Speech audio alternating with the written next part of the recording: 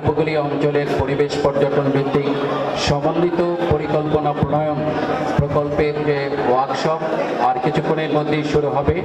আপনাদের সকলের দৃষ্টি আকর্ষণ করে আমরা বলে রাখছি, আপনাদের প্রত্যেকের গ্রুপ ভিত্তিক তালিকা টেবিলে দেয়া রয়েছে। ঠিক যে গ্রুপে যে তালিকায় আপনি রয়েছেন সেই গ্রুপে সেই তালিকার সেই টেবিলে বসার জন্য আপনাদেরকে বিনীতভাবে অনুরোধ জানিয়ে রাখছি। সুধী মণ্ডলী, বরগুনা জেলার সম্মানিত অতিথি মণ্ডলী আর অল্প কিছুক্ষণের মধ্যেই আমাদের মাঝে চলে আসবেন, যেহেতু প্রাকৃতিক দুর্যোগের কারণে তাদের আসতে কিছুটা বিলম্ব হচ্ছে। তো আপনাদের কাছে আমরা অনুরোধ জানিয়ে রাখছি, আপনাদের যারা এখানে উপস্থিত হয়েছেন আপনাদেরকে রেজিস্ট্রেশন সম্পন্ন করে গ্রুপ ভিত্তিক যার টেবিলে বসার জন্য বিনীত অনুরোধ জানাচ্ছি। অংশগ্রহণকারী বৃন্দ, আপনাদের সকলের দৃষ্টি আকর্ষণ করে আমরা অনুরোধ জানাচ্ছি, আমাদের শ্রদ্ধাভাজন অতিথি মণ্ডলী আর অল্প কিছুক্ষণের মধ্যে আমাদের মাঝে উপস্থিত হবে। আপনাদের সকলকে আমরা সেই নির্ধারিত সিটে বসার জন্য বিনীতভাবে অনুরোধ জানাচ্ছি। আপনাদের গ্রুপ ভিত্তিক বিভিন্ন টেবিলে যে তালিকা রয়েছে সেই তালিকা অনুযায়ী আপনাদের যার টেবিলে বসার জন্য বিনীতভাবে অনুরোধ জানাচ্ছি। আমাদের আজকের অনুষ্ঠানের শ্রদ্ধাভাজন প্রধান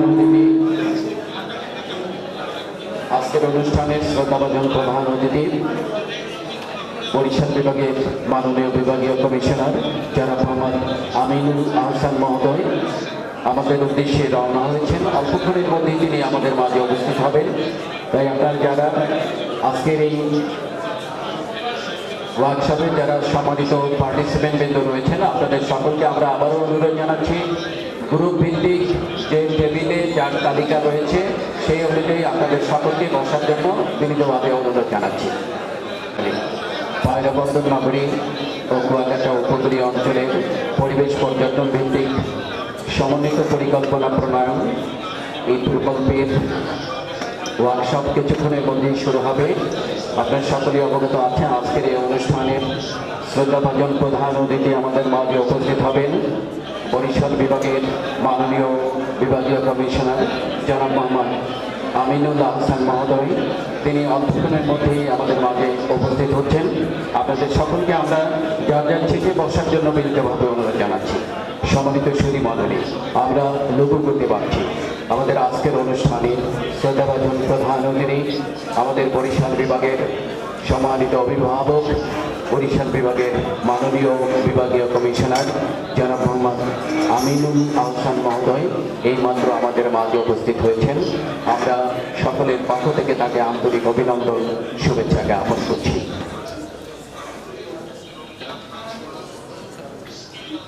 সুধী মণ্ডলী, আপনার সকলে অবগত আছেন, পায়রাবন্দর নগরী ও কুয়াকাটা উপকূলীয় অঞ্চলের পরিবেশ পর্যটন ভিত্তিক সমন্বিত পরিকল্পনা প্রণয়ন এই প্রকল্পের আজকের এই ওয়ার্কশপে আমাদের শ্রদ্ধাভাজন প্রধান অতিথি হিসেবে ইতিমধ্যে আমাদের মাঝে উপস্থিত হয়েছেন আমাদের বরিশাল বিভাগের সম্মানিত অভিভাবক, আমাদের সকলের শ্রদ্ধা ব্যক্তিত্ব বরিশাল বিভাগের মাননীয় বিভাগীয় কমিশনার জনাব মোহাম্মদ আমিনুল আহসান মহোদয়।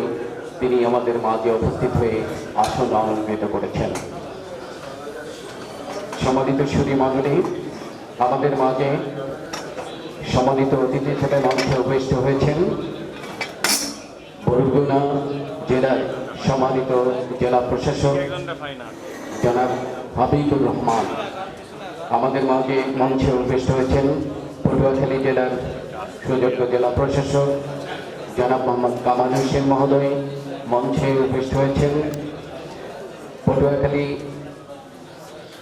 জেলার সম্মানিত সুদক্ষ পুলিশ সুপার জনাব মোহাম্মদ শহীদুল্লাহ পিপিএম মহোদয়।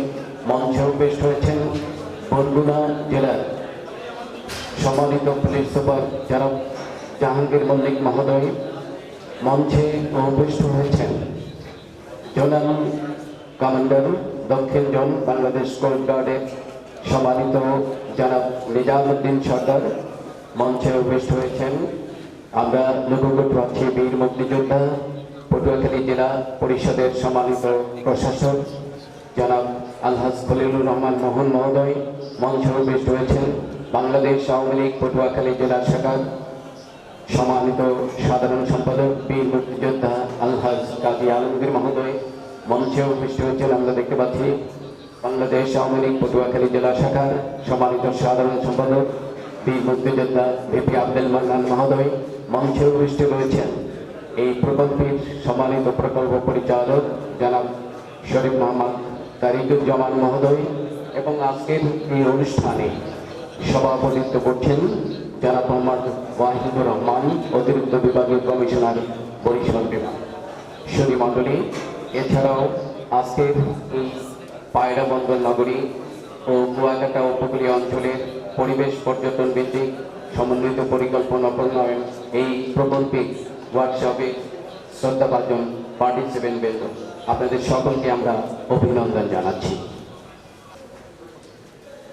সম্মানিত সুধীজন, পায়রা বন্দর নগরী ও কুয়াকাটা উপকূলীয় অঞ্চলের পরিবেশ পর্যটন ভিত্তিক সমন্বিত পরিকল্পনা প্রণয়ন প্রকল্পের আজকের এই ওয়ার্কশপে এই পর্যায়ে সভাপতি মহোদয়ের অনুমতিক্রমে আমাদের আজকের এই কার্যক্রম শুরু করতে যাচ্ছি।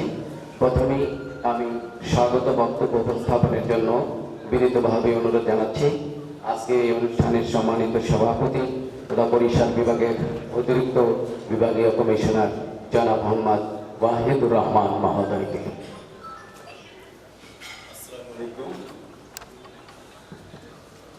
এবং শুভ সকাল। প্রথমে একটু দুঃখ প্রকাশ করছি, আজকে একটু দেরি করে শুরু করার জন্য প্রাকৃতিক দুর্যোগজনিত কারণে, বিশেষ করে বরগুনা থেকে আগত অতিথিবৃন্দের আসতে দেরি হওয়ার কারণে একটু দেরি করে শুরু হওয়ার জন্য আন্তরিকভাবে দুঃখিত। শোকাবহ আগস্ট। বক্তব্যের শুরুতেই আমি গভীর শ্রদ্ধা করে শোকাহত চিত্তে স্মরণ করছি 1975 সালের 15ই আগস্টে ঘাতক চক্রের গুলিতে শাহাদত বরণকারী সর্বকালের সর্বশ্রেষ্ঠ বাঙালি জাতির পিতা বঙ্গবন্ধু শেখ মুজিবুর রহমান, তার সহধর্মিণী, পুত্র পুত্রবধূ ও নিকট আত্মীয় সহ সকল শহীদদের। গৃহায়ণ ও গণপূর্ত মন্ত্রণালয়ের নগর উন্নয়ন অধিদপ্তর কর্তৃক বাস্তবায়নাধীন পায়রা বন্দর নগরী ও কুয়াকাটা উপকূলীয় অঞ্চলের পরিবেশ পর্যটন ভিত্তিক সমন্বিত পরিকল্পনা প্রণয়ন শীর্ষক প্রকল্পের আওতায় বিভাগীয় কমিশনারের কার্যালয় বরিশাল এবং নগর উন্নয়ন কর্তৃপক্ষ বরিশাল কর্তৃক আয়োজিত আজকের এই কর্মশালায় সম্মানিত প্রধান অতিথি হিসেবে উপস্থিত আছেন বরিশাল বিভাগের মান্যবর বিভাগীয় কমিশনার জনাব মোহাম্মদ আমিনুল আহসান মহোদয়। এছাড়াও অতিথি হিসেবে উপস্থিত আছেন জনাব হাইবুর রহমান, জেলা প্রশাসক বরগুনা, জনাব মোহাম্মদ কামাল হোসেন, জেলা প্রশাসক পটুয়াখালী, সংশ্লিষ্ট প্রকল্পের প্রকল্প পরিচালক। কর্মশালায় আরও উপস্থিত আছেন বরগুনা ও পটুয়াখালী জেলার পুলিশ সুপার, সিভিল সার্জন, জেলা ও বিভাগীয় পর্যায়ের অন্যান্য সরকারি কর্মকর্তাবৃন্দ, বরিশাল বিশ্ববিদ্যালয় এবং পটুয়াখালী বিজ্ঞান ও প্রযুক্তি বিশ্ববিদ্যালয়ের বিভাগীয় প্রধানবৃন্দ, সংশ্লিষ্ট প্রকল্প এলাকার উপজেলা নির্বাহী কর্মকর্তা, উপজেলা পরিষদ চেয়ারম্যান, পৌরসভার মেয়রবৃন্দ। এছাড়াও উপস্থিত আছেন পটুয়াখালী জেলা আওয়ামী লীগের সভাপতি এবং সেক্রেটারি মহোদয়। আমি সকলকে আজকের এই ওয়ার্কশপে স্বাগত জানাচ্ছি। সম্মানিত উপস্থিতি, মাননীয় প্রধানমন্ত্রী শেখ হাসিনা 2012 সালের 25 ফেব্রুয়ারি পটুয়াখালীর রাঙ্গামাটি উপজেলার সোনারচরকে বৈদেশিক পর্যটকদের জন্য এক্সক্লুসিভ পর্যটন কেন্দ্র এবং কুয়াকাটা, তালতলী ও পাথরঘাটা উপজেলাকে সমন্বিত পর্যটন জোন হিসেবে গড়ে তোলার প্রতিশ্রুতি দেন। এ লক্ষ্যে বর্তমান সরকারের নেতৃত্বে উন্নয়নের মহাসড়কে বাংলাদেশের ঈর্ষণীয় ধারা অব্যাহত রাখার অংশ হিসেবে দেশের দক্ষিণাঞ্চলের উন্নয়নে পায়রা উন্নয়ন কর্তৃপক্ষ প্রতিষ্ঠা এবং পায়রা বন্দর নগরী ও কুয়াকাটা উপকূলীয় অঞ্চলের পরিবেশ পর্যটন ভিত্তিক সমন্বিত পরিকল্পনা বা কম্প্রিহেন্সিভ মাস্টার প্ল্যান প্রণয়ন করা হয়েছে। এছাড়া এ সংক্রান্ত 26 সদস্য বিশিষ্ট একটি সমন্বয় কমিটি গঠন করা হয়েছে, যার উদ্দেশ্য সেক্টরাল বিষয়াদির সমন্বয় সাধন, সাংঘর্ষিক বিষয়াদির নিষ্পত্তিকরণ এবং প্রকল্প বাস্তবায়নের সুপারিশমালা প্রণয়ন। বরগুনা ও পটুয়াখালী জেলার 7টি উপজেলা, 66টি ইউনিয়ন এবং 6টি পৌরসভার সমন্বয়ে আলোচ্য এই প্রকল্পের ব্যয় প্রায় 33 কোটি টাকা। গুরুত্বপূর্ণ এই মহাপরিকল্পনা তথা প্রকল্পের সুষ্ঠু কার্যকরী বাস্তবায়নের জন্য মাঠ পর্যায়ের কর্মকর্তাবৃন্দ ও স্থানীয় জনপ্রতিনিধিবৃন্দের মতামতের পাশাপাশি প্রয়োজন জনসাধারণের সম্পৃক্ততা।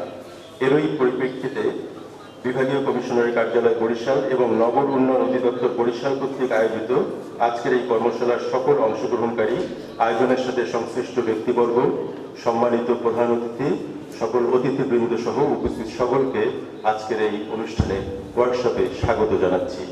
আমি একটু ওয়ার্কশপের পদ্ধতিটা একটু বলে দিতে চাই। সেটা হচ্ছে, আমরা প্রথমে এখানে দুটো প্রেজেন্টেশন দেখব। আপনারা যারা টেবিলে আছেন তারা যে গ্রুপ ভিত্তিক কাজগুলো করবেন তার উপরে দুটো প্রেজেন্টেশন বিশেষজ্ঞ ব্যক্তিগণ এটা দেখাবেন আমাদেরকে। এরপরে আমরা চা চক্রে চলে যাব। চা চক্র থেকে এসে আমরা 45 মিনিট থেকে 1 ঘন্টা ধরে আমরা এই গ্রুপ ওয়ার্কটা করব। আপনাদের এই বিষয়টা হচ্ছে হাইলি টেকনিক্যাল একটা বিষয়, সে কারণে প্রত্যেক টেবিলে একজন করে বিশেষজ্ঞ ব্যক্তি এবং একজন করে ফ্যাসিলিটেটর দেওয়া আছে যারা আপনাদেরকে সহযোগিতা করবে। তাদের সহযোগিতা নিয়ে আপনারা কিছু সমস্যার সম্ভাবনা এবং সুপারিশমালা তৈরি করবেন। এই 1 ঘন্টা বা 45 মিনিটের মধ্যে আমরা এটা শেষ করব। এরপরে প্রত্যেক গ্রুপ থেকে একজন করে আমাদের এখানে এসে তাদের সুপারিশমালাগুলো আমাদের সামনে প্রেজেন্ট করবেন। এটা আমরা 1 ঘন্টা ব্যাপী করব। এরপরে আমরা লাঞ্চে যাব। লাঞ্চ থেকে এসে আমরা উন্মুক্ত আলোচনায় যাব। উন্মুক্ত আলোচনার শেষে আমাদের অতিথিবৃন্দ সহ আপনারা যারা আছেন কেউ কোনো মতামত দিতে চাইলে সেই মতামতগুলো আমরা শুনব। আমাদের এখানে রেকর্ডিয়ার আছেন, তারা এই সম্পূর্ণ কার্যক্রমগুলো লিপিবদ্ধ করবেন এবং একটা সুপারিশমালা প্রণয়ন করে আমরা ঊর্ধ্বতন কর্তৃপক্ষ বরাবরই প্রণয়ন করব। যা হোক, আমার স্বাগত বক্তব্য এর মাধ্যমে আমি এখানে শেষ করছি। আপনারা সবাই ভালো থাকুন এবং আজকে ওয়ার্কশপ সাফল্যমণ্ডিত হোক এই কামনা করছি। বাংলাদেশ চিরজীবী হোক। জয় বাংলা। ধন্যবাদ জনাব মোহাম্মদ ওয়াহিদুর রহমান, অতিরিক্ত বিভাগীয় কমিশনার, আজকের অনুষ্ঠানের সম্মানিত সভাপতি মহোদয়কে তার স্বাগত বক্তব্য উপস্থাপনের জন্য। সম্মানিত সুধীমণ্ডলী, পায়রা বন্দর নগরী ও কুয়াকাটা উপকূলীয় অঞ্চলের পরিবেশ পর্যটন ভিত্তিক সমন্বিত মহাপরিকল্পনা প্রণয়ন, প্রকল্পের পরিচিতি, অগ্রগতি এবং সেক্টরাল প্ল্যান বিষয়ে উপস্থাপন এ পর্যায়ে আর পাওয়ার প্রেজেন্টেশনের মাধ্যমে উপস্থাপন করছেন জনাব শরীফ মোহাম্মদ তারিকুজ্জামান, সিনিয়র প্ল্যানার ও প্রকল্প পরিচালক, ও জনাব দীপক চন্দ্র সাহা, জিআইএস এক্সপার্ট, পায়রা কুয়াকাটা প্রকল্প। আমরা তাদেরকে উপস্থাপনের জন্য বিনীত অনুরোধ জানাচ্ছি। বিসমিল্লাহির রহমানির রহিম। আজকে আমরা প্রথম যে আমাদের প্রেজেন্টেশনটা রয়েছে, আমাদের প্রকল্পের উপরে সংক্ষিপ্ত পরিচিতি, অগ্রগতি এবং আমরা যে বিভিন্ন দপ্তর থেকে সেক্টরাল প্ল্যান সমূহ সংগ্রহ করেছি সেই প্ল্যান সমূহের বিষয়ে আমরা যে ব্যবস্থা নিয়েছি বা আমরা ম্যাপের মধ্যে যে প্ল্যান সমূহকে অন্তর্ভুক্ত করেছি এর উপরে একটা প্রতিবেদন আপনাদের সামনে আমরা উপস্থাপন করব। তা আমাদের প্রকল্পের নাম আপনারা ইতিমধ্যে জেনেছেন এবং স্বাগত বক্তব্যে আমাদের সভাপতি মহোদয় পরিষ্কার করেই আমাদের আজকের ওয়ার্কশপটার একটা উদ্দেশ্য এবং লক্ষ্যকে স্পষ্ট করেছেন। আমি সেদিকে যাব না, আমি শুরুতে বলতে চাচ্ছি প্রকল্পের নাম হলো পায়রা বন্দর নগরী ও কুয়াকাটা উপকূলীয় অঞ্চলের পরিবেশ পর্যটন ভিত্তিক উন্নয়ন পরিকল্পনা প্রণয়ন। এই প্রকল্পের নাম, যেটা preparation of Payra Kuakata comprehensive plan focusing on eco tourism, এই নামে প্রকল্পটা 2017 সালের পাস হয়েছে। আমি সেই বিষয়গুলোতে যাব। এই প্রকল্পটা নগর উন্নয়ন অধিদপ্তর, গৃহায়ণ ও গণপূর্ত মন্ত্রণালয়ের আওতাধীন একটা দপ্তর। সেই প্রকল্পটা তারা বাস্তবায়ন করছে। এই প্রকল্পের যে পটভূমি আপনারা কিছুটা শুনেছেন, পটভূমিটা আপনাদের সামনে তুলে ধরব।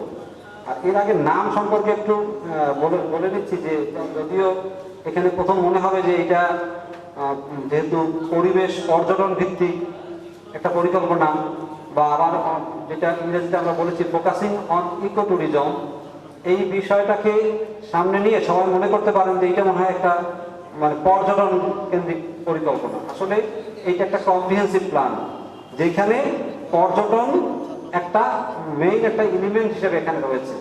তো এখানে প্ল্যানটা হলো comprehensive plan, land use plan, এবং আমাদের এই অঞ্চলের আগামী 20 বছর পর্যন্ত গভর্নমেন্ট যে সকল প্রকল্পগুলো নিতে চাচ্ছে বা যে সকল প্রকল্পগুলো গভর্নমেন্ট করবে সেইগুলোর একটা রূপরেখা আমরা তৈরি করতে চাই এবং সেইটার লোকেশনগুলো আমরা নির্ধারণ করতে চাই এবং সেইটার জন্য আমরা একটা ল্যান্ড ইউজ পরিকল্পনা প্রণয়ন করতে চাই।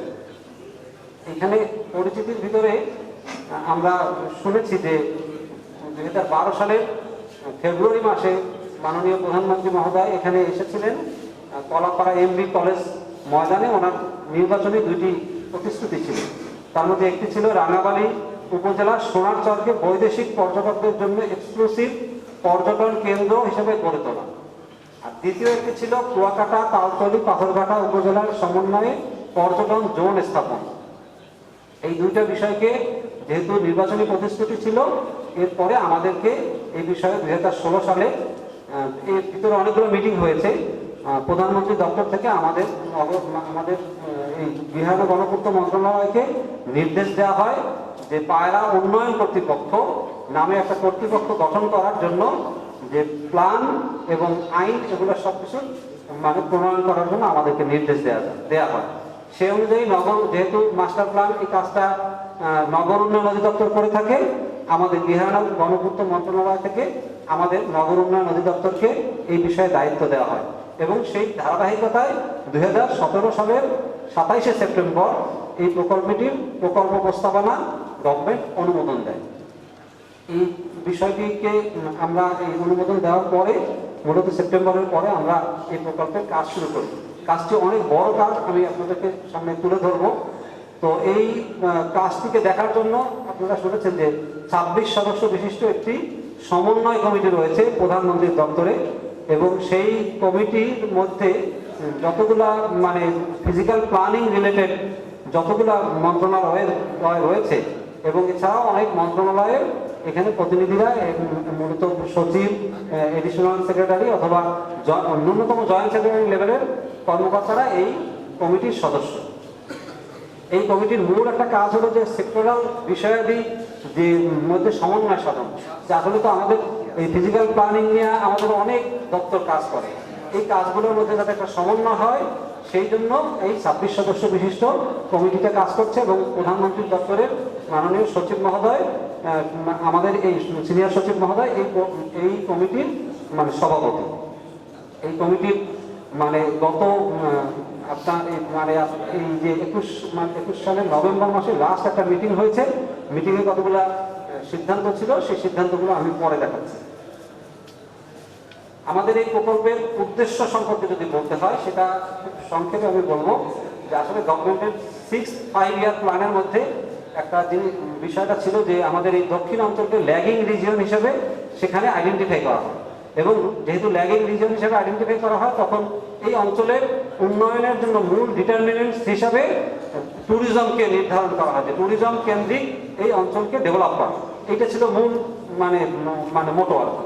এরপরে দেখা যায় 2015 সালের দিকে পায়রা পোর্ট যখন আপনার হয় আপনার নতুন করে এই এলাকাতে তখন অনেক সম্ভাবনা বেড়ে যায় এবং তখন 2টা জিনিস এখানে প্রায়োরিটি দেওয়া হয়।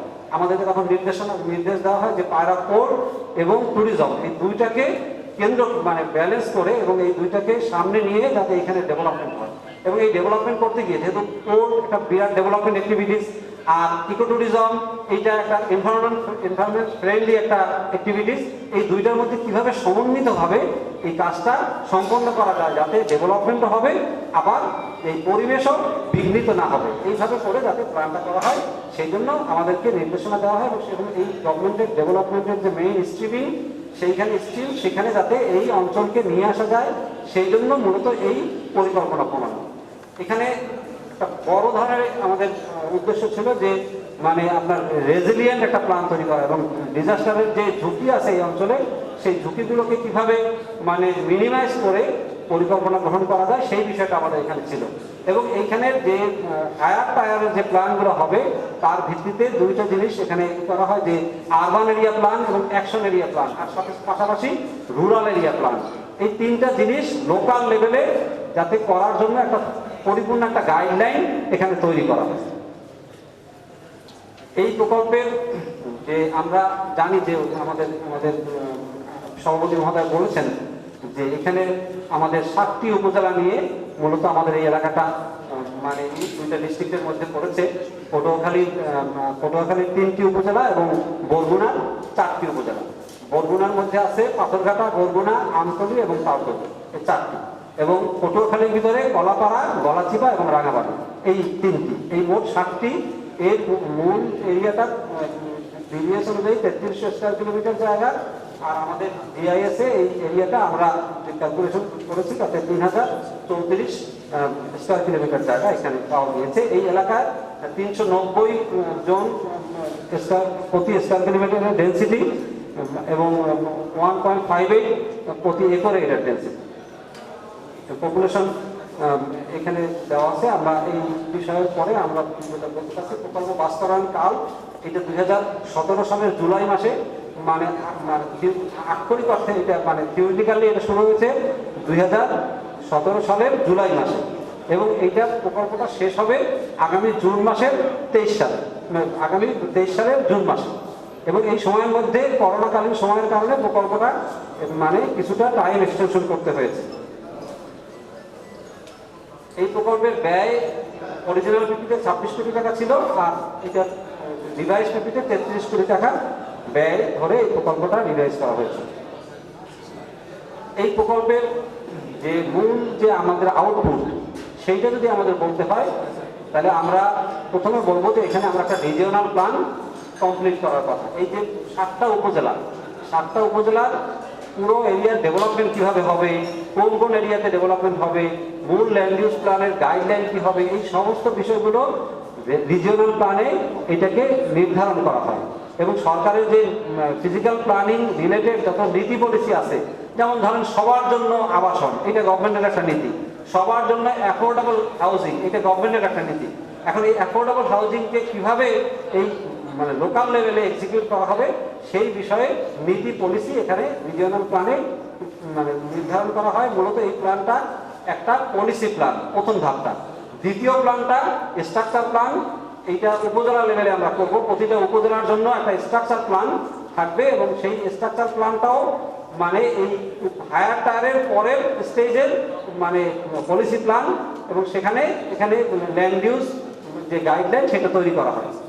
এর পরের স্টেজগুলো 3টে স্টেজ আমরা বলেছি, এইগুলো মূলত মানে এক্সিকিউটেবল প্ল্যান বা বাস্তবায়নযোগ্য প্ল্যান হলো 3টা stage: urban area plan, rural area plan এবং action area plan. Urban area plan, rural area plan এবং অ্যাকশন এরিয়া প্ল্যান, এই 3টা ফেজ মূলত মানে লোকাল এরিয়ার ব্যাপকভাবে জনসংযোগ, পিআরএ বিভিন্ন সেশন কমপ্লিট করে বিভিন্ন গ্রুপ যারা আছে তাদের সাথে মানে সমন্বয় করে এই প্ল্যানগুলো করা হয়। আরবান এরিয়া প্ল্যান এবং আরবান এরিয়া প্ল্যান এবং রুরাল এরিয়া প্ল্যান, আরবান এরিয়ার জন্য আরবান এরিয়া প্ল্যান, রুরাল এরিয়ার জন্য রুরাল এরিয়া প্ল্যান এবং মানে সর্বশেষে অ্যাকশন এরিয়া প্ল্যান। আপনারা জানেন সরকারের মানে আমাদের বিগত নির্বাচনী ইশতেহারে আছে গ্রাম হবে শহর। এখন আমাদের প্রশ্ন ওঠে, তাহলে কি সমস্ত এগ্রিকালচারাল ল্যান্ড বা যেখানে যেখানে ছোট ছোট গ্রাম আছে সবগুলো কি শহর হবে? আসলে সেটা না। যে জিনিসটা হবে, আমাদের গ্রামগুলোকে কম্প্যাক্ট মানে সেটেলমেন্ট হিসেবে আমরা গড়ে তুলব এবং সেজন্য আমরা এই আমাদের স্ট্রাকচার প্ল্যান লেভেলে কোন কোন মানে পৌরসভার পরেও কোন কোন সেন্টারগুলোতে কনসেন্ট্রেটেড ডেভেলপমেন্ট হবে সেইটা আমরা নির্ধারণ করেছি এবং সেইভাবে আমরা কতগুলো এরিয়াকে ডিফাইন করেছি যে এই জায়গাগুলোতে গভর্নমেন্টের মূল ডেভেলপমেন্টগুলো হবে আমরা। এবং এগুলোর মধ্যে একটা হায়ারার্কিক্যাল অর্ডারে আমরা সাজিয়েছি যে বড় সেন্টার যেটা সেখানে বড় ধরনের সার্ভিস হবে, যেমন একটা হসপিটাল, এটা করার জন্য ফার্স্ট অর্ডারের একটা সেন্টার দরকার হবে এবং একেবারে একটা মানে ডিসপেন্সারি যেটা আপনাদের মানে ঔষধের একটা দোকান, সেইটা ছোট লেভেলের যে সেন্টার, ফোর্থ অর্ডারের যে সেন্টার সেখানে হবে। আমি এগুলো খুব বেশি মানে ব্যাখ্যা এখানে দিব না। আমাদের অ্যাকশন এরিয়া প্ল্যানে একদম ছোট ছোট এরিয়া যেখানে খুব ইমিডিয়েট অ্যাকশন দরকার, যেমন একটা রোড জাংশন খুব মানে আপনার হয় কনজেশন হয়, সেখানে আমরা সেখানে অ্যাকশন এরিয়া প্ল্যান করব। যেখানে আপনার যদি আপনার মানে সাইক্লোন সার্জে অথবা ফ্লাডে আপনার ইনান্ডেটেড হয়, রেইন ওয়াটারের কারণে ইনান্ডেটেড হয়, সেই জায়গাগুলোতে আমরা কিছু অ্যাকশন এরিয়া প্ল্যান করব। আমাদের ট্যুরিজম কেন্দ্রিক কিছু অ্যাকশন এরিয়া প্ল্যান করব। তা আমরা এই পর্যায়ে আমি আজকে যে অবস্থা আমরা দাঁড়িয়ে আছি, আমাদের মানে মোটামুটি 10 মাসের মতো সময় আমাদের হাতে আছে। এই সময়ের মধ্যে আমরা প্রথম দুইটা ধাপ রিজিওনাল প্ল্যান এবং স্ট্রাকচার প্ল্যানের প্রথম ধাপটা রিজিওনাল প্ল্যান, এটার আমরা ড্রাফট কমপ্লিট করেছি, যেটা গত নভেম্বরে 2021 সালের নভেম্বরে প্রধানমন্ত্রী দপ্তরে আমরা মানে উপস্থাপন করেছি। আজকেও আমরা এই আমার উপস্থাপনার পরে এইটা আমরা আজকে এখানে উপস্থাপন করব। এই প্ল্যানটা অনেক ব্রড বেজ একটা প্ল্যান, এখানে অনেক জিনিস পলিসি লেভেলের অনেক জিনিস থাকে, এটা আপনারা শুনবেন, আপনাদের কাছে তো একটু মনোটনি লাগতে পারে যে না এত পলিসি দিই, তাহলে আমাদের প্ল্যানটা কোথায়? প্ল্যানটা আসলে আরেকটু পরে গিয়ে হবে। আর 2 নাম্বার যে স্টেজটা স্ট্রাকচার প্ল্যান, আমরা 7টা উপজেলার জন্য স্ট্রাকচার প্ল্যান বা কাঠামোগত পরিকল্পনা, এই পরিকল্পনার মধ্যে একটা উপজেলাতে মূল রোড স্ট্রাকচারটা কেমন হবে, মূল জোনিংটা কেমন হবে, মূল মানে গভর্নমেন্টের যদি কোনো ধরনের বড় ডেভেলপমেন্ট হয় কোথায় হবে, এই জিনিসগুলা স্ট্রাকচার প্ল্যানে নির্ধারণ করা হয়। আমরা এখানে 4টা মানে আমাদের পাথরঘাটা, বরগুনা, গলাচিপা এবং রাঙাবালি, এই 4টা জায়গার খসড়া স্ট্রাকচার প্ল্যান আমরা মানে আমরা প্রণয়ন করতে পেরেছি, যা আজকের এই সেমিনারে আমরা মানে ব্রেকআউট সেশনে আমরা ডিসকাশন করব। তবে আর বাকি 3টা আমতলী, তালতলী এবং কলাপাড়া, এই 3টা জায়গার যে 3টে উপজেলার স্ট্রাকচার প্ল্যান, যেহেতু এই জায়গাটা খুবই মানে খুবই আপনার অনেক মানে ডেভেলপমেন্ট এখানে হচ্ছে, এই জায়গাটার প্ল্যানটা আমরা আগামী অক্টোবরের মধ্যে আমরা এটাকে ড্রাফট পর্যায়ে শেষ করব। আর এরপরে আমাদের যে আরবান এরিয়া প্ল্যান এবং রুরাল এরিয়া প্ল্যান আছে, আরবান এরিয়া প্ল্যান এবং রুরাল এরিয়া প্ল্যানটা আমরা আগামী ডিসেম্বরের মধ্যে কমপ্লিট করার চেষ্টা করব এবং তার ভিত্তিতে আমরা অ্যাকশন এরিয়া প্ল্যান তৈরি করব। আমাদের এই পর্যায়ে কাজের অগ্রগতি আপনাদের সামনে আমি তুলে ধরে আমি খুব বেশি সময় দেবো না। আমাদের অগ্রগতির মধ্যে আমাদের জিওলজিক্যাল সার্ভে হয়েছে, আমরা আজকে দেখাবো আপনাদেরকে, আমি এগুলো ব্যাখ্যা করবো না। হাইড্রোজিওলজিক্যাল সার্ভে মানে মাটির নিচের যে পানির অবস্থা সেইটা আমরা এখানে সার্ভে করেছি, সমস্ত তথ্য আজকে আমরা নিয়ে এসেছি। প্রকল্প এলাকা পরিবহন সার্ভে, এটা মানে আমরা কতটা সংখ্যা কতটা করেছি সেটাও আছে। 60 ইন্টারসেকশনে আমরা করেছি, 45টা ঘাট কোর্ট আমরা করেছি, 600টা ওডি সার্ভে করেছি এবং traffic volume trip generation survey আমরা করেছি। প্রকল্প এলাকায় আর্থসামাজিক জরিপ 5% আরবান এরিয়াতে এবং 1.25% রুরাল এরিয়াতে আমরা করেছি। 6072টা কোশ্চেনিয়ার সার্ভে আমরা করেছি।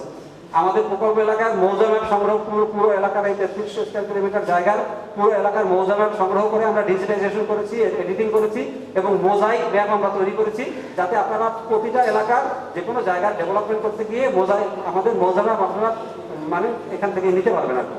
60টি উপজেলার মধ্যে 60টি উপজেলার ফিজিক্যাল ফিচার সার্ভে, সমস্ত ধরনের সার্ভে আমাদের কমপ্লিট হয়েছে। একটা সার্ভে শুধু আমাদের বাকি আছে, আমরা বলবো। প্রকল্প এলাকার 70টি পিআরএ আমরা ইতিমধ্যে সম্পন্ন করেছি, আর আগামী ডিসেম্বর 22-এর মধ্যে আমাদের 80টি পিআরএ সম্পন্ন করতে হবে। এই জন্য আপনাদের বিশেষভাবে সহযোগিতা আমরা কামনা করছি। প্রকল্প এলাকার স্ট্র্যাটেজিক এনভায়রনমেন্টাল অ্যাসেসমেন্ট, যেহেতু এটা ইকো ট্যুরিজম হবে এবং যাতে কোনো ধরনের ইকো ফ্রেন্ডলি যাতে হয়, সেই জন্য একটা স্টাডি আমাদের সিজিআইএস একটা ফার্ম আমাদের এটা করছে, এবং যাতে কোনো ধরনের ফ্লোরা ফনা এবং কোনো ধরনের এয়ার কোয়ালিটি, ওয়াটার কোয়ালিটি কোনো কিছু যাতে খুব বেশি ডিগ্রেড না হয়, এই বেসলাইন ডাটার ভিত্তিতে আমরা সেগুলো করেছি। আর এছাড়া হলো আমাদের 4টি আমাদের রিজিওনাল প্ল্যানের খসড়া হয়েছে আমি বলেছি, এবং 4টি উপজেলার স্ট্রাকচার প্ল্যানের খসড়া আমরা করেছি। আমাদের এই লাস্ট যে সমন্বয় সভা ছিল, সেখানে মূল ডিসিশনটা ছিল, যেটা প্রধানমন্ত্রী দপ্তর হয়েছে, সেখানে ছিল বিভিন্ন দপ্তর তাদের ফিজিবিলিটি স্টাডি এবং তাদের যে সেক্টরাল প্ল্যানগুলো আমাদের কাছে সরবরাহ করবে। আমরা অনেক দপ্তর থেকে পেয়েছি, আর এছাড়াও যদি আমরা যেহেতু এর আগেও কিছু পেয়েছি, এখন যদি আপনাদের নতুন আমাদের এই চিঠির মধ্যে উল্লেখ ছিল যে আপনাদের যদি এই অঞ্চলে নতুন কোনো সেক্টরাল প্ল্যান থাকে, অথবা আপনাদের যদি কোনো প্ল্যান থাকে বা স্বপ্ন থাকে যে না এখান থেকে এরকম একটা রোড হলে ভালো হয়, তাহলে আপনারা আমাদের কাছে বললে সেটা আমরা প্ল্যানের মধ্যে দিব এবং এটা ভবিষ্যতে বাস্তবায়ন হওয়ার সম্ভাবনা থাকবে। এখানে সোনারচরকে কেন্দ্র করে যাতে ইকো ট্যুরিজম সাইট হিসাবে গড়ে ওঠে এবং এ ব্যাপারে বিশেষ গুরুত্ব দেওয়া হয়েছে, এবং ভালনারাবিলিটি এবং মিটিগেশন এই বিষয়ে যারা বিস্তারিত করা হয়, এটার উপরে আমাদের একটা সেশন রয়েছে, সেইটা আপনারা সেখানে অংশগ্রহণ করবেন। এইটার ভিত্তিতে লাস্ট যেটা ছিল যে মন্ত্রণালয় সংস্থাসমূহ থেকে তথ্য প্রাপ্তির পর বিভাগীয় কমিশনার বরিশালের সভাপতিত্বে বরিশালে একটি ওয়ার্কশপ আয়োজন করা হবে। আজকে সেই ওয়ার্কশপটা আমরা করছি। এই ওয়ার্কশপের রেজাল্টের ভিত্তিতে আমরা প্রধানমন্ত্রীর দপ্তরে আমরা প্রেজেন্ট করব এবং সেইখানে এই রিজিওনাল প্ল্যানটা ফাইনালাইজ হবে। আমরা এই সেখানে খসড়া ফাইনালাইজের পরে আমরা একটা গণশুনানি করব, গণশুনানির ভিত্তিতে আমাদের এটা ফাইনাল। এইখানে আমি আমাদের বিভিন্ন দপ্তর থেকে যে পরিকল্পনা মানে আমরা প্রজেক্টগুলো পেয়েছি সেইটা এখানে সবকিছু আপনার এখানে আছে, কোন কোন দপ্তর থেকে আপনাদের কাছে যে ফোল্ডারটা দেওয়া আছে তার মধ্যেও আছে, আপনারা এখানে দেখে নেবেন। আমরা বিভিন্ন, আমি খুব বেশি মানে আর সময় নিতে পারবো না, আমি যদি আপনারা দেখে নেন, যদি কোনো জায়গায় কনফিউশন থাকে এরপরেও আমরা বিভিন্ন সময় ডিসকাশন করব, সেইখানে আমরা এই প্রজেক্টগুলো আমরা দেখাবো। আমাদের এখানে প্রায় আমাদের এখানে 40টার মতো বিভিন্ন দপ্তর থেকে আমরা পেয়েছি এবং সেখানে অনেকগুলো সংখ্যার প্রজেক্ট রয়েছে। এই প্রজেক্টগুলোর লোকেশনটাও আমরা এখানে ম্যাপের মধ্যে দেখিয়েছি, এখানে কোন কোন জায়গাতে কোন প্রজেক্ট, এটা কিন্তু মৌজা ম্যাপের মধ্যে যেগুলো এখানে দেখছেন সেটা মৌজা ম্যাপের মধ্যে করা। এটার একটা উদ্দেশ্য ছিল, প্রধানমন্ত্রী দপ্তর থেকে বলছিল যে যেহেতু এত অ্যাকুইজিশন এখানে হচ্ছে, এখন কোন জায়গাতে নতুন করে ল্যান্ড আছে সেইটা বোঝা যাচ্ছে না, এই জন্য সমস্ত ডেভেলপমেন্টকে একটা কাভারেজের মধ্যে, একটা ম্যাপের মধ্যে নিয়ে আসার জন্য আমাদেরকে নির্দেশ দেওয়া হয়েছে। সেভাবে করে আমরা করেছি, ভবিষ্যৎ পরিকল্পনা নেওয়ার জন্য অথরিটির এক্ষেত্রে সুবিধা হবে। আমি আমার আলোচনাকে আর দীর্ঘায়িত করবো না, সবাইকে ধন্যবাদ জানিয়ে আজকে আমার আলোচনা এখানে শেষ করছি। ধন্যবাদ।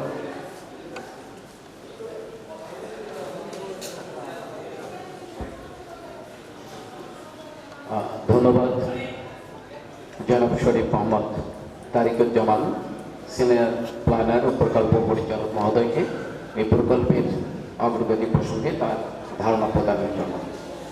সম্মানিত সুধী মণ্ডলী, এই পর্যায়ে আমরা পায়রা কুয়াকাটা প্রকল্পের খসড়া রিজনাল যে প্ল্যান বিষয়ে উপস্থাপন, আর এটি পাওয়ার প্রেজেন্টেশনের মাধ্যমে উপস্থাপন করছেন ডক্টর সানোয়ার জাহান, প্রকল্পের রিজনাল প্ল্যানার ও সাবেক অধ্যাপক, নগর অঞ্চল পরিকল্পনা বিভাগ, বাংলাদেশ প্রকৌশল বিশ্ববিদ্যালয়।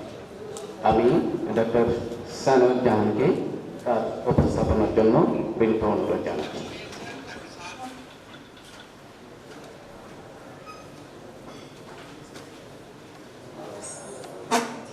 ধন্যবাদ। এখানে যেহেতু এটা একটা বড় পরিকল্পনা এবং বেশ কিছু টেকনিক্যাল আসপেক্ট ইনভলভ, যে ওগুলো আমি মোটামুটি অ্যাভয়েড করে এটা যাতে সবার জন্য বুঝতে সুবিধা হয় সেভাবেই আমি উপস্থাপন করব।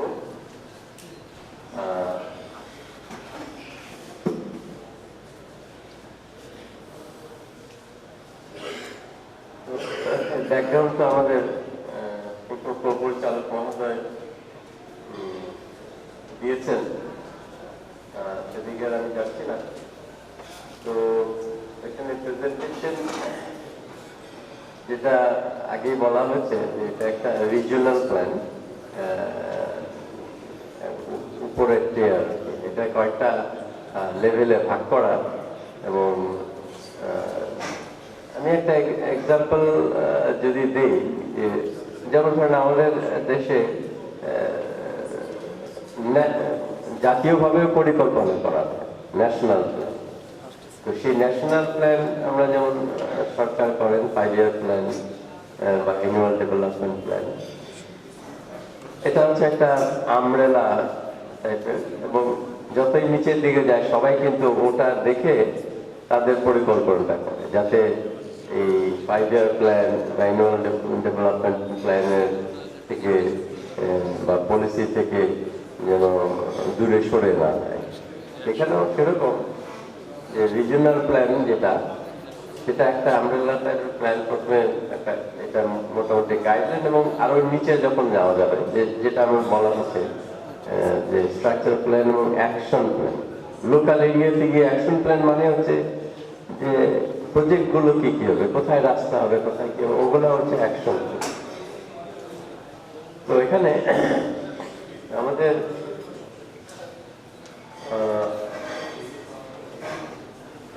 এই একটা ডেফিনিশন বলা আছে, এটা আমি আগে বলেছি যে এটা একটা ইন্টিগ্রেটেড, বিভিন্ন যে সেক্টর আছে আমাদের, বিভিন্ন সেক্টর আছে, সেগুলো ইন্টিগ্রেট করে যে একটা প্ল্যান, রিজিওনাল প্ল্যান। তো এটা মোটামুটি গোলস এন্ড অবজেক্টিভ।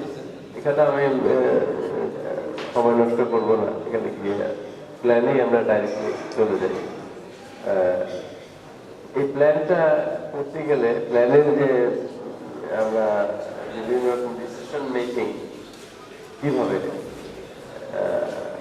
নিচ্ছি বা নিচ্ছি, যেমন ইমেজ অ্যানালিসিস, এটা করতে গেলে ইমেজ অ্যানালিসিস তো the analysis for the land use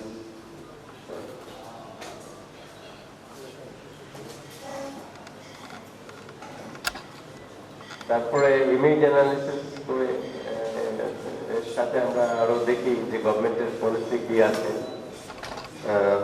সেটার সাথে মিলিয়ে তারপর বিভিন্ন ধরনের আরো অনেক ধরনের অ্যানালিসিস আছে।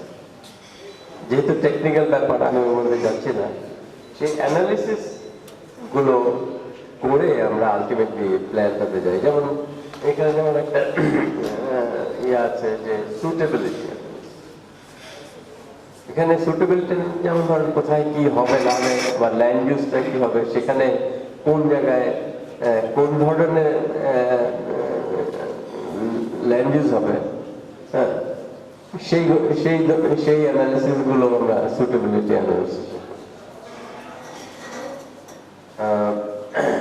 এবং সেখানে বিভিন্ন সাইট র্যাঙ্ক করে কোথায় কি হতে পারে, যেমন যদি লো লাইং এরিয়া হয় সেখানে কি হবে, বা একটা এরিয়াতে হাই রাইজ বিল্ডিং যদি হতে হয় সেখানে কি ধরনের ল্যান্ড হতে লাগবে, এই অ্যানালিসিস গুলো আমরা।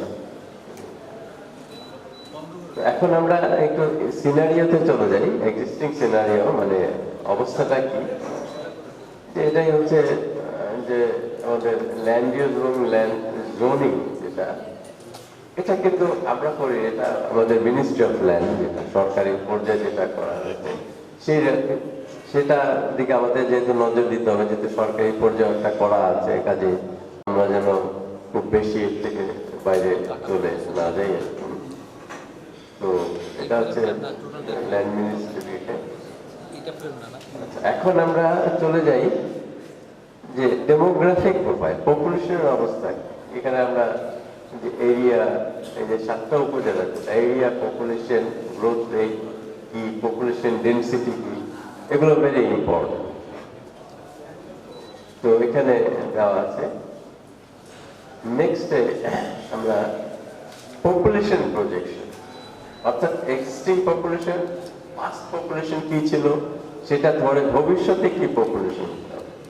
একটা প্ল্যানের উদ্দেশ্যই কিন্তু এটা যে আমরা এই মুহূর্তে কি আমরা ভবিষ্যৎ মানে কিভাবে সমস্যাগুলো অ্যাড্রেস করব, সেটা আমরা এই প্ল্যানে করি। কাজেই আমাদের যেহেতু এগুলো পপুলেশন রিলেটেড, কাজে পপুলেশন কত হবে ভবিষ্যতে সেই প্রজেকশন গুলো আমরা করি। এবং এখানে বিভিন্ন রকম মেথড আছে, এগুলো টেকনিক্যাল ব্যাপার। যাক আমরা 2041 সাল পর্যন্ত পপুলেশন প্রজেকশন করেছি, যাতে আমরা ওই পর্যন্ত প্ল্যানের ইমপ্লিকেশন কি সেটা দেখতে পারি। আচ্ছা, এখানে যে একটা প্ল্যান করতে গেলে অবস্থা, আমাদের এক্সিস্টিং অবস্থা জানতে হবে যে অবস্থাটা কি। সেখানে আমরা এই যে ইকোনমিক প্রোফাইল, যে এই এলাকাগুলো সাতরাজি উপজেলা আছে, তার বিভিন্ন সেক্টরে যে কিরকম নিয়োজিত আছে, কত পার্সেন্ট নিয়োজিত আছে, টোটাল নাম্বার অফ এমপ্লয়মেন্ট, এটা প্রপোর্শন বিভিন্ন সেক্টরগুলো, সেটা আমরা অ্যানালিসিস করেছি বলি চার্টে দেখে। নেক্সট আমরা যেটা করেছি সেটা হচ্ছে যে এই এরিয়াটা তো অবভিয়াসলি যে অনেক ভালনারেবল এরিয়া ডিউ টু মানে সাইক্লোন, স্টর্ম সার্জ, যেগুলো, এবং এখানে আরো সমস্যা আছে, যেমন ল্যান্ড ইরোশন হয়, এক্সপ্রেশন হয়, ওয়াটার লগিং হয়, তারপরে আমাদের স্যালিনিটি ইনফিউশন, এগুলো একটা সমস্যা। ড্রিঙ্কিং ওয়াটার আমাদের এখানে সমস্যা আছে। আরেকটা বড় ইয়ে হচ্ছে যে ভবিষ্যতে ক্লাইমেট চেঞ্জের ফলে, আমরা তো জানি যেটা গ্লোবাল ওয়ার্মিং, যেটা আমাদের এই যে এত ডেভেলপমেন্ট হচ্ছে ওয়ার্ল্ড ওয়াইড, তাতে উষ্ণতা বেড়ে যাচ্ছে, এবং উষ্ণতা বেড়ে গেলে ক্লাইমেটেরও চেঞ্জ হচ্ছে আস্তে আস্তে।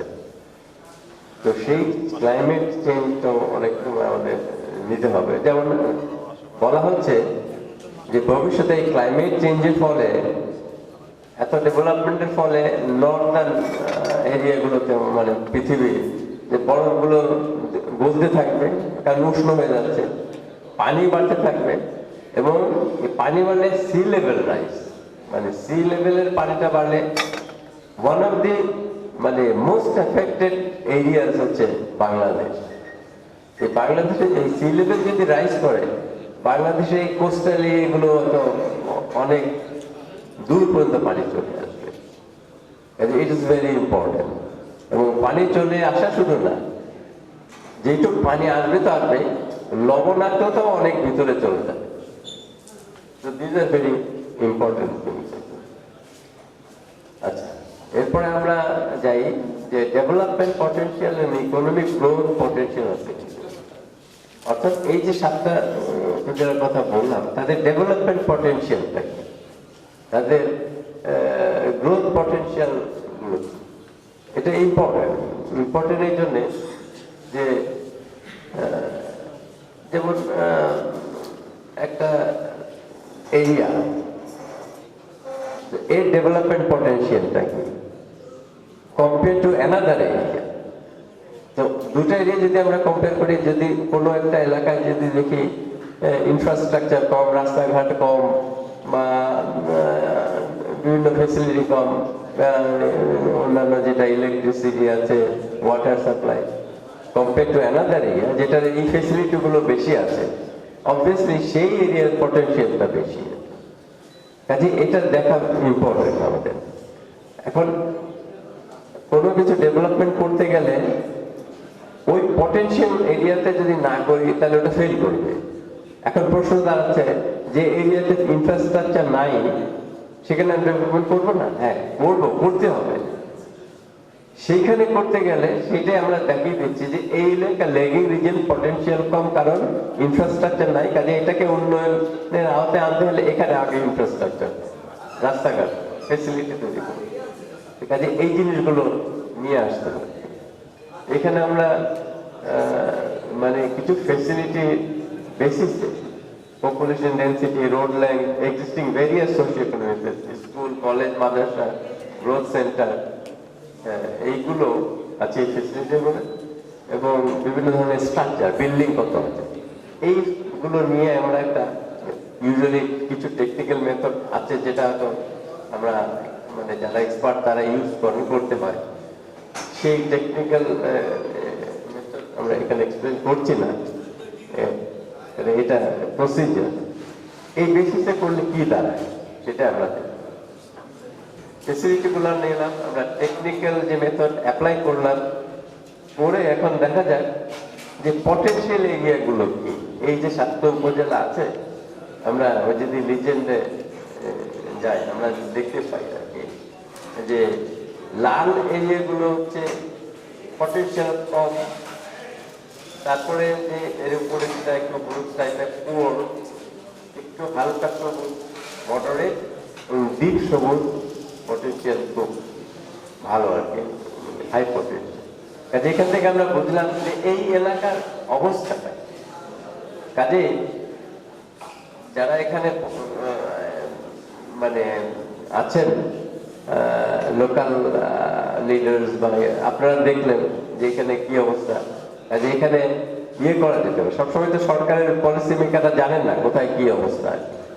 এখন এটা দেখে এখানকার যারা লোকাল লিডার তারা মানে এই অবস্থা আমাদের এই এলাকার মধ্যে এগুলো লেগে, কাজে এখানে আপনারা একটু নজর দেন বেশি। যেগুলো আছে সেগুলো চলে যাবে উপরের দিকে, আর যারা যেখানে নাই সেটা পড়ে থাকবে, সেটা হলে তো উন্নয়ন হবে না। সেই অ্যানালিসিস থেকে আমরা এটা করছি। কাজে এখান থেকে বোঝা যাবে যে কোথায় কি করতে হবে না। এখানে আমরা যেটা দেখতে পাচ্ছি যে পটেনশিয়াল কোথায়, আমতলী, বরগুনা সদর, পাথরঘাটা, এটা মডারেট পটেনশিয়ালিটি। তারপরে কলাপাড়া, তালতলি, গলাচিপা, পুয়ার পটেনশিয়াল, রাঙ্গাবালি, এখানে পটেনশিয়ালটি খুব কম। এটা আপনারাও জানেন। আচ্ছা, তো এখানে মেথডটা দেখানো হয়েছে। এরপরে ইকোনমিক গ্রোথ পটেনশিয়াল, ওটাতে যেটা দেখলাম আমরা বিভিন্ন ইনফ্রাস্ট্রাকচার ফেসিলিটির বেসিসে। এখন ইকোনমিক গ্রোথ আরেকটা ইকোনমিক অ্যাক্টিভিটির পটেনশিয়াল। তো এখানে কিছু মেথড আছে যেটা আমরা ইউজ করেছি আর কি। এটা একটু টেকনিক্যাল জিনিস, মানে এটা যেটা করতে হয় যে কিছু ডাটা কালেক্ট করে, ইকোনমিক ডাটা কালেক্ট করে এখানে এমপ্লয়মেন্ট কোন সেক্টরে কি আছে, তারপরে আপনার এই এমপ্লয়মেন্টের ফলে কি হচ্ছে। অর্থাৎ একটা এরিয়া যেখানে দেখবেন যে দেখা যায় যে সেই এরিয়া অনেক কিছু উৎপাদন করে, সেই এরিয়া যা উৎপাদন করে সেটা ওই এরিয়ার বাইরে যায়। ফলে হয় কি, ওই এরিয়ার উন্নয়নটা বেশি হয়। কেন হয়? কারণ সে কিছু তৈরি করছে ফ্যাক্টরিতে বা যারা আছে, সেটা বাইরে গেলে ইনকামটা বাইরের থেকে আসে। যেমন এগ্রিকালচার সারপ্লাস যদি থাকে, তাহলে এখান থেকে যেই সবজি ফসল যেগুলো সারপ্লাস বাইরে গেলে কি হয়, এখানকার লোক তো খাচ্ছেই, তাদের স্বনির্ভর, কিন্তু বাইরে আরো যদি ফসল যায়, বাইরে থেকে ইনকামটা ভিতরে আসে। ফলে হয় কি, এটার উন্নয়ন হয়।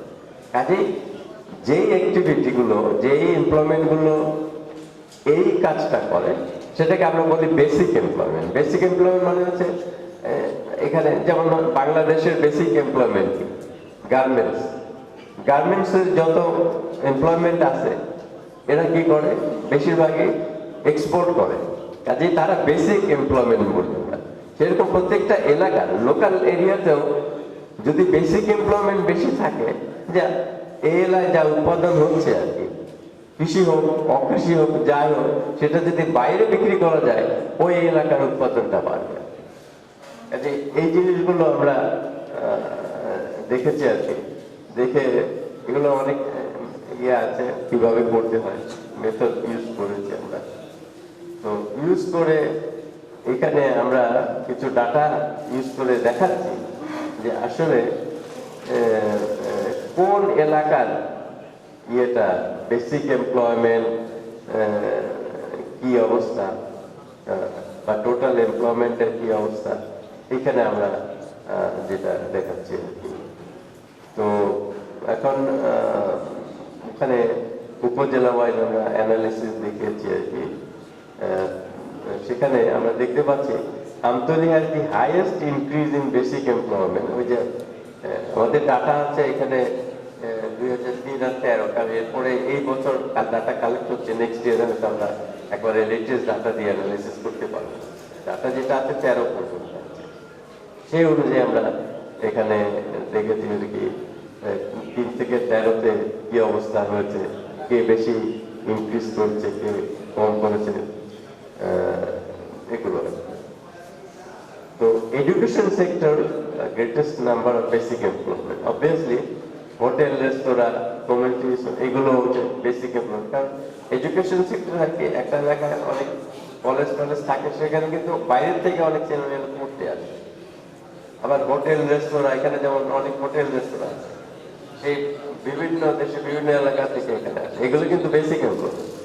এর ফলে হয় কি, ওই এমপ্লয়মেন্টের ফলে ইনকাম জেনারেটেড হয়। এখানে যত হোটেল রেস্তোরাঁ আছে এবং যেখানে বাইরের থেকে লোকজন আসে, তারা কিন্তু খুব ভালো সার্ভিস দিচ্ছে, কারণ বাইরের থেকে এসে লোক থাকার জায়গা পাচ্ছে।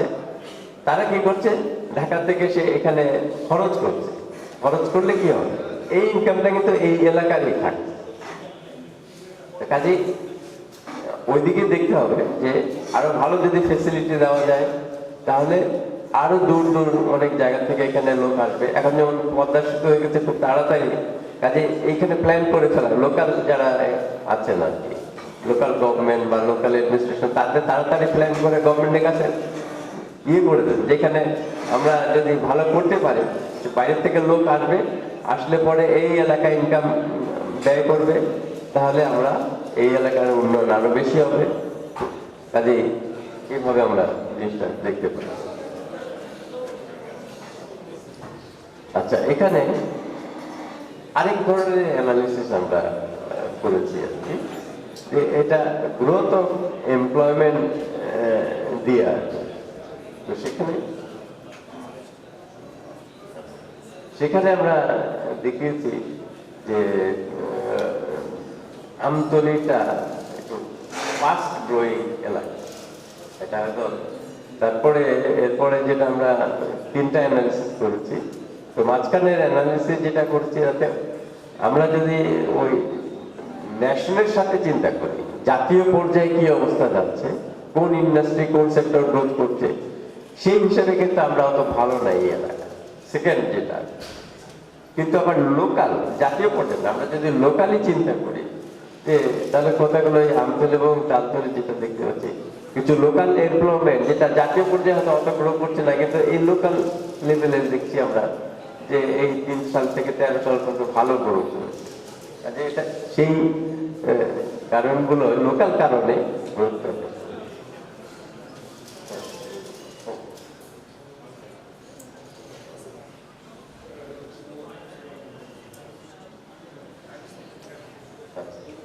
এরপরে আমরা socio economic facilities of the area, এটা নিড এন্ড গ্যাপ, মানে সোশিও ইকোনমিক ফ্যাসিলিটিস এই উপজেলাগুলোতে কি অবস্থা, নিড কি, গ্যাপটা কি, এগুলো আমরা দেখেছি।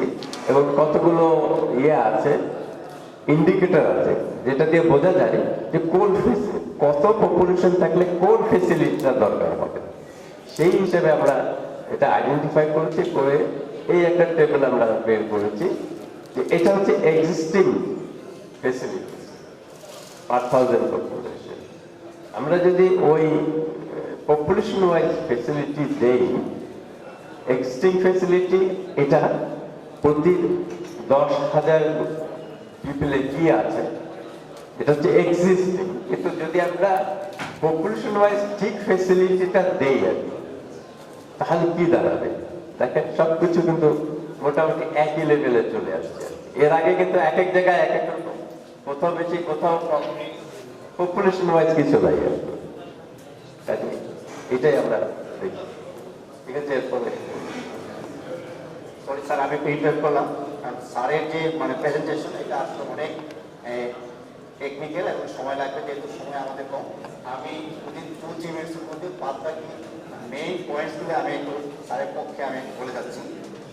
স্যার অলরেডি বলেছে যে আমাদের যে রিজনাল প্ল্যান, আমি একটু বলে নিই যে আমরা রিজনাল প্ল্যান করতে গিয়ে আমরা বিবিএস যে সমস্ত ডাটা আছে, সেই ডাটাগুলো ইউজ করেছি। আর আমাদের এই 7টা উপজেলার আমরা 7 ধরনের সার্ভে করেছি। সেই সার্ভের রেজাল্ট কিন্তু বিভিন্ন ধরনের multi criteria analysis, city analysis, এগুলো সব করে আমাদের রিজনাল প্ল্যানটা করতে চাইছি। তো এইটার প্রেজেন্টেশন অনেক দেরি, স্যারের আরও 50টা সাইট রয়েছে, কিন্তু আমাদের সময় সংক্ষিপ্ত, আমরা পরবর্তী থিওরিটিক সেশনে যাব, এই জন্য আমি সংক্ষিপ্ত করে একটু প্রেজেন্টেশন করছি। এর পরবর্তীতে আসছে সুইটেবল অ্যানালাইসিস।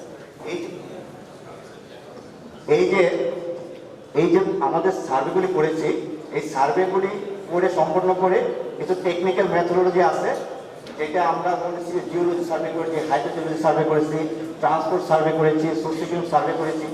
এই টেকনিক্যাল অ্যানালাইসিস করে আমরা কিন্তু প্রত্যেকটা সেক্টরে এরকম আমরা সুইটেবল অ্যানালাইসিস, সুইটেবল দ্যাটস আমরা ওই সুইটেবল ল্যান্ড আমরা বের করেছি, যেটা এগ্রিকালচার সুইটেবল হতে পারে। আমরা ফ্লাড করেছি, আমরা হাইড্রোজিওলজি যেটা মাটির নিচে সেটা দেখেছি, আমরা মাটির উপরের অংশ দেখেছি, জিওলজি দেখেছি। এগুলি সব দেখে আমরা সুইটেবল ল্যান্ডগুলি আমরা বের করেছি। বের করার পরে আমরা দেখেছি, এইটা আসলে আমাদের থিমেটিক সেশনের ডিটেলসগুলি স্যার বলবে, এই জন্য আমি এখানে ডিটেলস বলছি না, যে সময় সংক্ষিপ্ততার কারণে। জিওলজিক্যাল সুইটেবিলিটি, যেটা আমাদের মানে আমাদের পরবর্তীতে যে আমরা প্রপোজালগুলো দেবো কোনটার জন্য কোন উপযোগী, সেগুলি আমরা প্রতিটা পার্সেলকে কেন্দ্র করে আমরা করেছি। সেইটাকে কেন্দ্র করে আমরা আরেকটা জিনিস করেছি, যেটা মানে যেহেতু এটা ইকো ট্যুরিজম হবে, আমরা এখানে ইকো সিটি, ইকো টাউন, এই যে আমাদের ইরাডিকেট অল কার্বন ওয়াশ, আমরা প্রডিউস এনার্জি লেভেল, এইগুলো রিনিউয়েবল এনার্জি ইউজ করে আমরা এনভায়রনমেন্টকে সঠিক রেখে আমরা এই 7টা জায়গা কোন জায়গায় ইকো সিটি আমরা করতে পারি, সেই সম্ভাব্য জায়গাগুলি কিন্তু আমরা আইডেন্টিফাই করেছি। তারপরে আমাদের অন্যতম একটা সেক্টর ছিল যে ট্যুরিজম। সেই ট্যুরিজমের জন্য আমরা কিন্তু আলাদা একটা সেকশন করেছি। এইটার ডিটেলস আমাদের এই পরবর্তী থিমেটিক সেশনগুলি আসবে, এটা আমি যাচ্ছি না। তো এইটা একটা স্পেশালিটি ছিল যেটা আমাদের প্রধানমন্ত্রী কার্যালয়ে ছিল যে সোনারচরকে কেন্দ্র করে একটা এক্সক্লুসিভ ট্যুরিজম জোন করতে হবে। তো সেইটার জন্য আমাদের একটা সেকশন আছে যে রাঙ্গামালিতে, এইখানে আমরা সোনারচরকে কেন্দ্র করে কীভাবে এটা করা যায় এইটা একটা প্রস্তাবনা আজকে আপনাদের সামনে তুলে ধরবো। এটা মনে সম্ভবত গ্রুপ 9। তো এইটা আমি ডিটেলস যাচ্ছি না যেহেতু সময় সংক্ষিপ্ত। এটার জন্য আমাদের কিছু রিকমেন্ডেশন আছে। তারপর পরবর্তীতে আমরা যাচ্ছি ট্রান্সপোর্টেশন। এটা রিজনাল করে অন্যতম একটা ছিল যে ট্রান্সপোর্টেশন। তো এটা অন্যতম একটা জায়গা ছিল যে এই 7টাকে যেখানে যেই জায়গাগুলো রোড নেটওয়ার্ক ডেভেলপ হবে, যেমন নতুন করে আমাদের পদ্মা ব্রিজ হয়েছে, এইটা হওয়ার ফলে আমাদের এই বরগুনা পর্যটনকে কি ইম্প্যাক্ট করবে, যে রোড সেন্ড হাইওয়ে কি প্রপোজাল আছে, বা আমরা রিজনাল করে সেটা কী দেবো সেটা প্রস্তাবনা আছে, রেলের প্রস্তাবনা আছে, যেই জায়গায় রাঙ্গামালি কলাচিপার সাথে সংযোগ বিচ্ছিন্ন সেইখানে কি করে আমরা কানেক্টিভিটি করতে পারি, এটা অন্যতম একটা সেক্টর। সেই প্রস্তাবনাগুলোকে আমরা এই ট্রান্সপোর্টেশন সেক্টর আমরা নিয়ে আসছি। তো যেহেতু ট্রান্সপোর্ট সেক্টর আলাদা একটা সেকশন আছে, সেটা আমি এইখানেও ডিটেলস যাচ্ছি না। জাস্ট আমি একটা স্লাইডে দেখে যাচ্ছি সময় সংকটের কারণে। এটা আমাদের প্রপোজড নেটওয়ার্ক। এখন আমি আসছি যে এই যে রিজনাল প্ল্যান আমাদের পায়রা পোর্ট খুব শীঘ্রই একটা ফাংশন হবে, এইটার ফলে কি ইম্প্যাক্ট রিজনাল প্ল্যানের উপর পড়বে। তো এইটা একটা জিনিস এখানে আমরা বলছি যে এটার ফলে এই যে আমাদের যে এমপ্লয়মেন্ট আছে সেইটা ইনক্লুডিং লেবার, এটা কি পরিবর্তন হবে, টোটাল এমপ্লয়মেন্টের উপরে, টোটাল পপুলেশনের উপরে কি ইম্প্যাক্ট হবে। মানে এটার মানে এই পায়রা পোর্ট ফাংশন হলে এই যে আমাদের হাউজিং বা বিভিন্ন সার্ভিসের কি ডিমান্ড হবে, সেটা একটা রূপরেখা কীভাবে হবে সেটা আমরা একটা নিয়ে আসছি। আমরা দেখে আসছি যে প্রপার্টি ভ্যালু মার্কেটিং যে বিষয়টা সেটা আমরা এখানে নিয়ে আসছি। এটার ফলে বায়োফিজিক্যাল যে চেঞ্জেস হবে বা বিল্ড এনভায়রনমেন্ট চেঞ্জ হবে সেটা আমরা আমাদের এই পায়রা পোর্ট ফাংশন হওয়ার পরে কী ধরনের হতে পারে সেটা একটা রূপরেখা। ঠিক তদ্রুপ আমাদের পদ্মা ব্রিজ আমরা করতে পারছি, সেইটার ফলে এই যে ইম্প্যাক্টটা আমাদের এই বরগুনা পদ্মাখালীর উপরে বা এই 7টা উপজেলার মধ্যে কি হতে পারে সেটা আমরা এখানে নিয়ে আসছি। তারপরে আরেকটা অন্যতম সেক্টর ছিল আমার বলার উদ্দেশ্য হলো আমার এই জিনিসটা রিজনাল প্ল্যানে কী আছে এটা আমি একটু বলে যাই। এই যে ক্লাইমেট চেঞ্জ অ্যান্ড নেচার যে ডিজাস্টার হওয়ার পরে এইটার অ্যাডাপ্টেশন বা মিটিগেশন স্ট্র্যাটেজি কী হতে পারে, যেহেতু আমাদের একটা ভালনারেবল কোস্টাল বেল্টে আমরা অবস্থান করছি, সেইটার একটা রূপরেখা আমাদের এখানে আসছে। তো আমি এতে যাচ্ছি না, আমি এইটার মধ্যে একটা গুরুত্ব দিয়ে যাচ্ছি যে এই সবগুলি কাজ করার ফলে আমাদের কমপ্লেক্স যে রিজনাল প্ল্যানটা সেইটা কি, সেইটা কি আমরা এই সমস্ত অ্যানালাইসিসকে কেন্দ্র করে আমরা এই 7টা উপজেলাকে 3টে জায়গায় বা 3টে এরিয়াতে আমরা ডিমার্কেশন করছি। একটা হলো আরবান প্রমোশন এরিয়া, আরেকটা হলো আরবান প্রমোশন কন্ট্রোল এরিয়া, আরেকটা হলো কনজারভেশন এরিয়া। আমি জাস্ট এখানে প্রিপেয়ার করছি আরবান প্রমোশন এরিয়াতে আমরা কোন জায়গাগুলো নিয়েছি। আমরা যেটা কোর আরবান এরিয়া, যেটা 6টা মিউনিসিপ্যালিটি আমাদের আছে, এটার আশেপাশে যে আরবান ফ্রিঞ্জ সেই জায়গাটা এবং পোটেনশিয়াল ইকোনমিক এরিয়া আমরা যেটা বের করেছি সেই জায়গাটাকে আমরা বলছি আরবান প্রমোশন এরিয়া। আর যেই জায়গাটা আমাদের এগ্রিকালচার আছে, যেই জায়গাটা আমাদের সেটেলমেন্ট আমরা বাস করি, সেইটা আরবান প্রমোশন কন্ট্রোল এরিয়া। আমরা এটাকে কন্ট্রোল করার চেষ্টা করি এই 7টা জায়গা, এটা আমরা কালার দিয়ে দেখিয়েছি। আর হলো কনজারভেশন এরিয়া, এটা অন্যতম জায়গা ছিল ওয়াটার বডি, আমাদের পোর্শন এরিয়া, আমাদের চর এরিয়া, ফরেস্ট, এইটাকে আমরা টোটালি কনজারভেশন এরিয়া। এই 3টা ভাগে আমরা রিজনাল প্ল্যান থেকে ভাগ করেছি। এবং এটার মধ্যে অন্যতম ছিল এই রোড নেটওয়ার্ক, যেটা পদ্মা ব্রিজ হওয়ার পরে আপনি কোর্স পর্যন্ত যে রাস্তাটা যাবে, রেলের যে রাস্তাটা যাবে, যে নতুন যে জায়গায় ফেরি হতে পারে, এটা একটা সেক্টর। তারপরে এটাকে আমরা এই প্ল্যানগুলো আসলে ফ্লেক্সিবল, এটা একদম ফিক্সড ডাইনামিক, এই জন্য আমরা বলছি urban promotion area, urban control area. এই 3টা জায়গায় এটা আপনার মতামতের একটা জায়গা যে আমরা 3টা জায়গায় যে ভাগ করলাম, এটা আপনাদের মতামত আমরা আশা করছি। আরেকটা ছিল যেটা সোনারচর অ্যাকশনের প্ল্যান, এটা আমরা দেখাবো। জাস্ট আমরা এখানে দেখাচ্ছি যে আমরা এই যে রাঙ্গামালি যে সোনারচর আছে, যেহেতু এটা আমাদের বন অধিদপ্তর এটা ওয়াইল্ড লাইফ স্যাংচুরি ঘোষণা করছে, তো সেইটাকে আমরা কিছু করছি না। কিন্তু এটার পাশে যে চরমোটাস একটা ইউনিয়ন আছে, সেইটার আন্ডার চর, হেয়ার চর এবং চরমোটাস কিছু অংশ নিয়ে আমরা একটা এক্সক্লুসিভ ট্যুরিজম জোন করেছি, যেটা মাননীয় প্রধানমন্ত্রীর কার্যালয়ে একটা নির্দেশ আমাদের ছিল। তো সেইটা আমরা উপস্থাপন করবো এই সেকশন 9। এটা হলো মেইন আমাদের Sonarchar action area plan, north Sonarchar আশেপাশে কেন্দ্র করে। তারপর আমাদের একটা কাজ ছিল যে এই প্রকল্পের আওতায় আমাদের পায়রা উন্নয়ন কর্তৃপক্ষ হচ্ছে। এই 7টা উপজেলার মধ্যে 3টা উপজেলাকে নিয়ে কর্তৃপক্ষ হওয়ার প্রস্তাব চলমান আছে, যেটা হলো কলাপাড়া, আমতলী এবং তালতলী।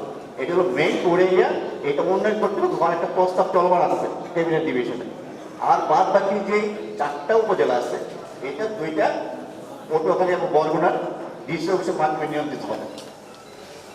এটা ছিল আমার প্রস্তাবনা। এটা এখনো ফাইনাল ক্যাবিনেট ডিভিশনে প্রস্তাবিত আছে।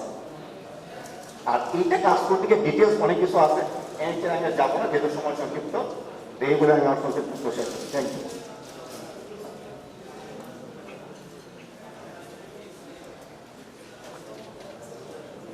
ধন্যবাদ সবাই। ধন্যবাদ ডক্টর সারোয়ার জাহান, প্রকল্পের রিজিওনাল প্ল্যানার, এবং উদয় শঙ্কর দাস, সিনিয়র প্ল্যানার এবং প্রকল্পের সম্মানিত উপপ্রকল্প পরিচালক মহোদয়কে চমৎকারভাবে পায়রা কুয়াকাটা প্রকল্পের খসড়া রিজিওনাল প্ল্যান বিষয়ে উপস্থাপনের জন্য। সম্মানিত সুধী মণ্ডলী, এই পর্যায়ে আমরা সভাপতি মহোদয়ের অনুমতিক্রমে আমরা চা চক্রের 10 মিনিটের জন্য আমরা বিরতি নেব।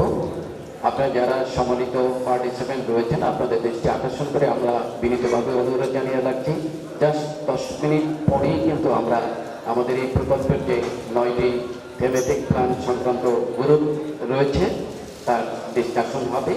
অতএব আপনাদেরকে আমরা এই 10 মিনিটের মধ্যেই চা চক্র সম্পন্ন করার জন্য বিনীত অনুরোধ জানিয়ে রাখছি।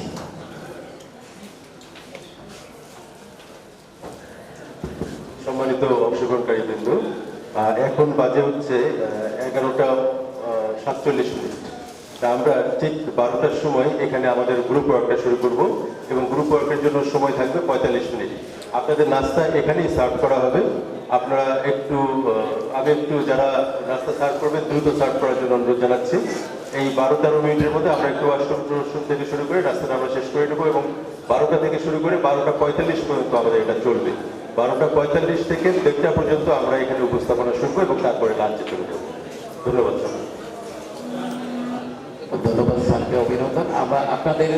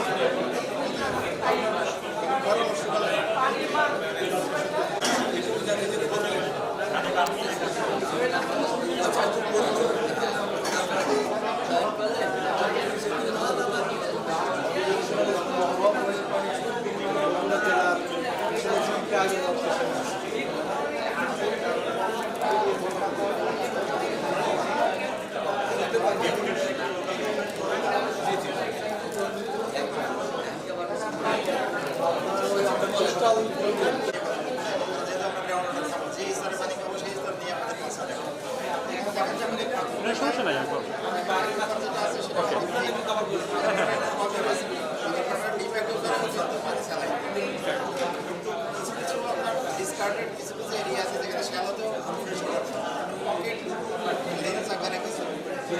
ফ্রেশ ওয়াটার ওখানে ট্যাঙ্ক রয়েছে। আরেকটা হচ্ছে যে আমাদের এখানে এরিয়াতে আসলে লোকালি কোনো রিচার্জ হয় রিচার্জ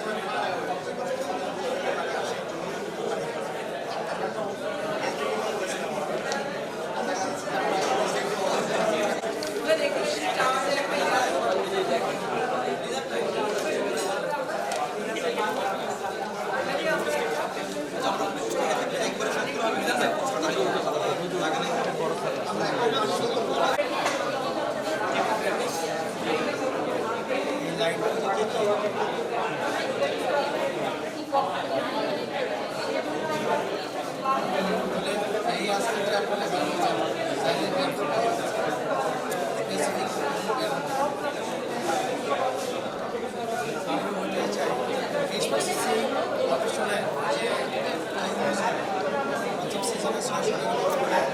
লার্জ সিজনে 50 টাকা বিক্রি হয়।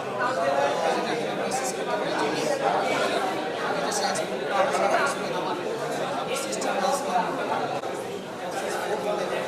এক কেজি ডাল থেকে আমি 40 টাকা ইনভেস্ট করে 4 কেজি আমরা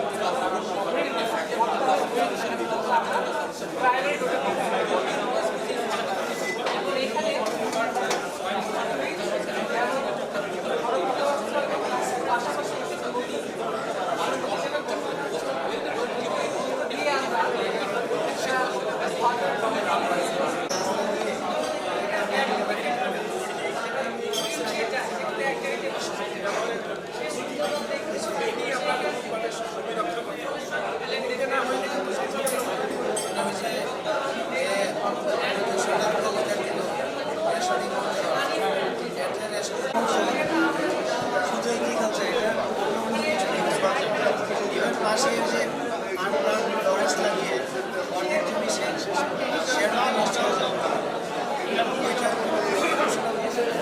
সেটা স্টাডি আছে।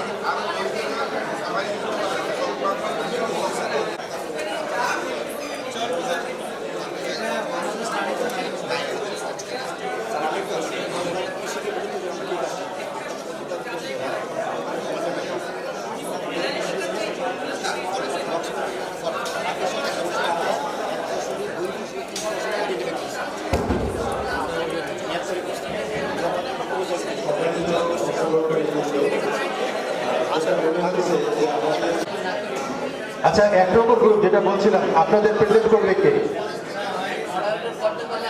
না, মডারেটর নয়, মডারেটর বা ফ্যাসিলিটেটর অংশ করবেন না, উপস্থাপন করবেন না। উপস্থাপন করেছেন আমাদের একজন পার্টিসিপেন্ট। মডারেটর বা ফ্যাসিলিটেটর ব্যতীত যারা পার্টিসিপেন্ট আছেন তাদের ভিতরে একজন উপস্থাপন করবেন। অসুবিধা নাই, আপনি যতটুকু বোঝেন ততটুকুই করেন, সমস্যা নেই।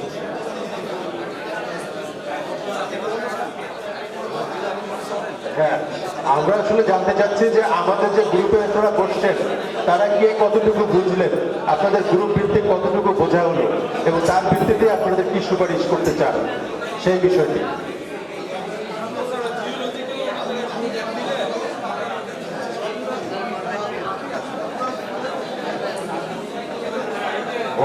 কোনো সমস্যা না।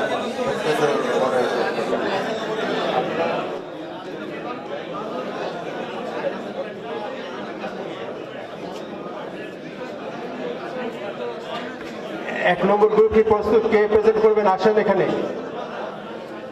1 নম্বর গ্রুপের কে প্রেজেন্ট করবেন?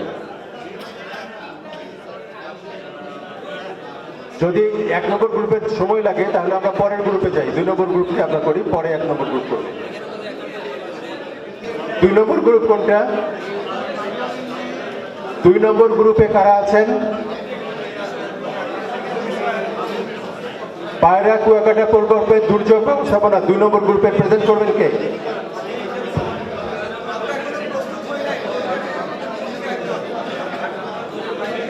আচ্ছা, তাহলে আরেকটু সময় লাগবে। 3 নম্বর গ্রুপ হাইড্রোলজি বিষয়ক আলোচনা।